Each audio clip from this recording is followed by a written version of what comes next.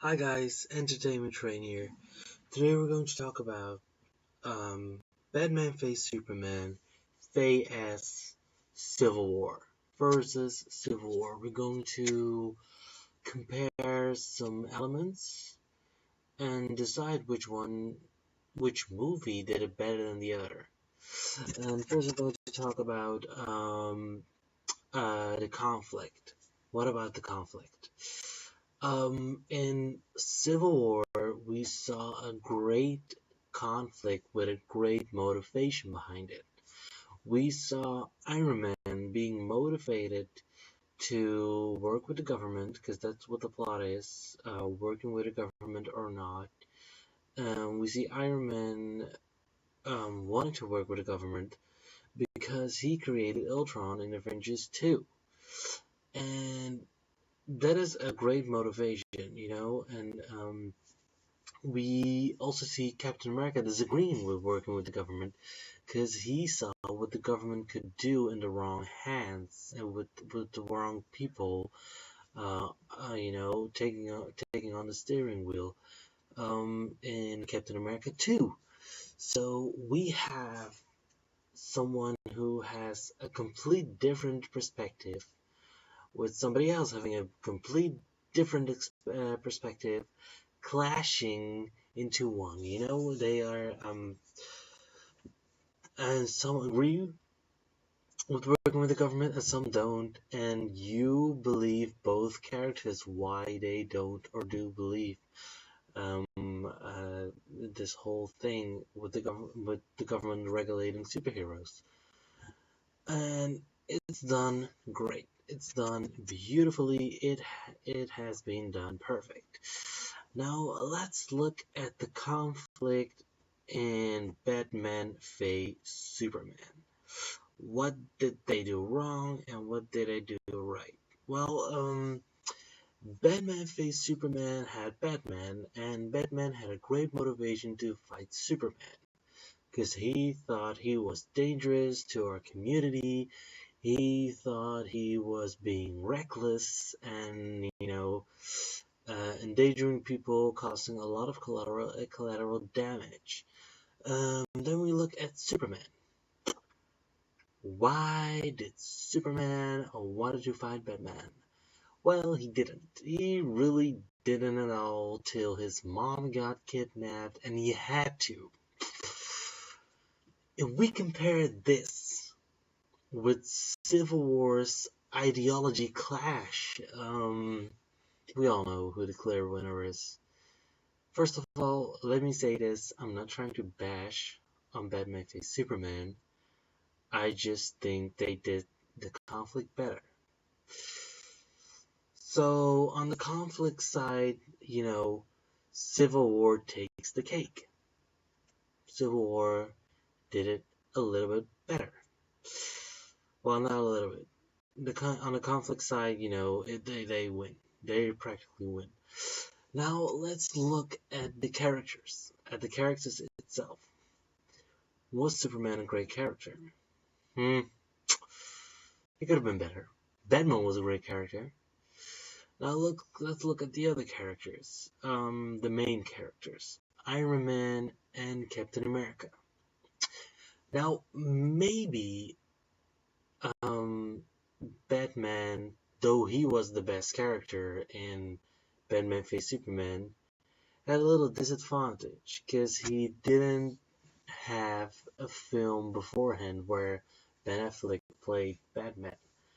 Captain America had two movies before and two ensemble movies, and Iron Man had two ensemble movies as well and three Iron Man movies. So we already grew to love these characters, and maybe a little bit of a disadvantage, but let's just look at how the characters are built in the movies itself. Superman wasn't built great, because he should have been a sign of hope, and it really wasn't. Batman was a great character. He had a great motivation, though that he didn't have a predecessor solo movie he was the best character fleshed out in that movie. Then we go to Iron Man. Iron Man, was a great character who built off the other movies, solo movies and the summer movies he had, and he did his part great. He um, stayed true to his character. Um, he did things what we love him for. He did things what we hate him for. And we could say the same to Captain America. They both were great characters. So character-wise, though Batman was better than either Iron Man or Captain America, um, Superman wasn't good. Wasn't good at all. So I think this is kind of a draw. Kind of. Though I would give the slight edge to Civil War, but I'm going to keep this on a draw. So let's continue to introductions of new characters. Which movie introduced a character better? So at one hand we had Wonder Woman. There she is, a great introduction of her character. Just let us look to the money shot, which really had to sell the movie and sell this character. Her actual money shot was when Doomsday wanted to shoot his laser eyes to Batman, and she comes down like this and protects Batman with her bracelets and reflects the whole attack. Great moment in the movie. People freaked out in the theater.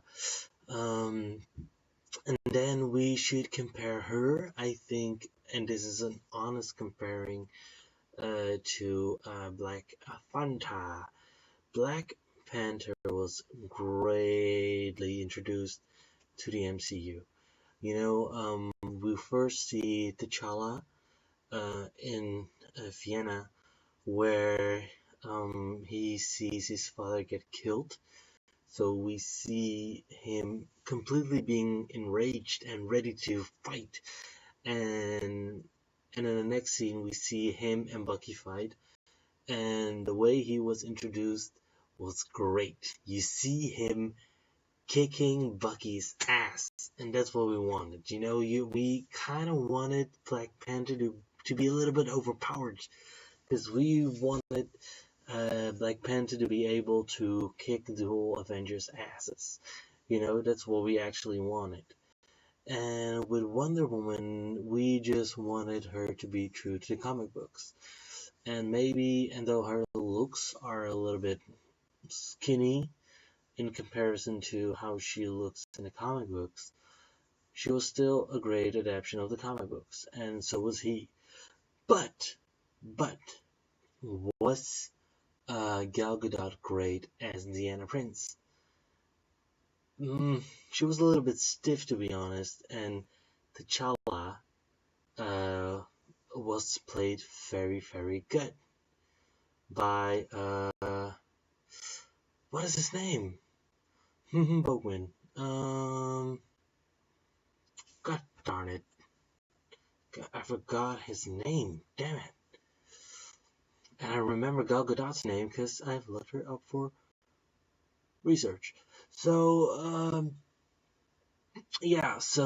Chadwick, Boswin, Chadwick was great. So, so when we compare their superhero sides, they're up to par. That's a draw.